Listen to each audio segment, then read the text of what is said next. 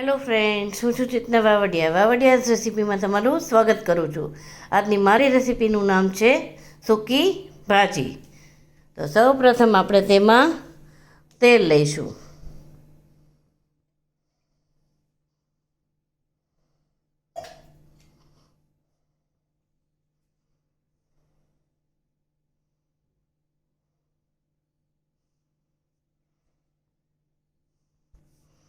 તેલ ગરમ થાય એટલે આપણે તેમાં થોડું જીરું લઈશું,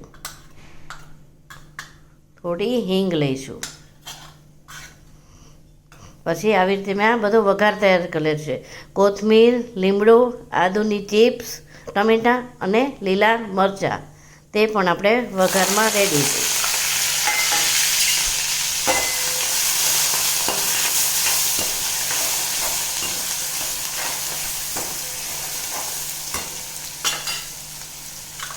હવે આપણે તેમાં લાલ મરચું લઈશું,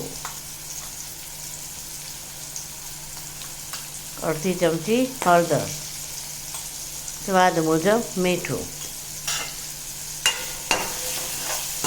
આ વઘારને આપણે 2 થી 3 મિનિટ માટે થવા દેવાનો છે.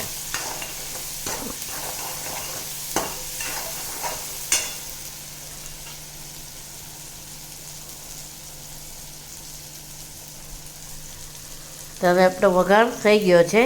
તો તેમાં આપણે બાફેલા બટેટાના પીસ નાખીશું ને તેને મિક્સ કરીશું.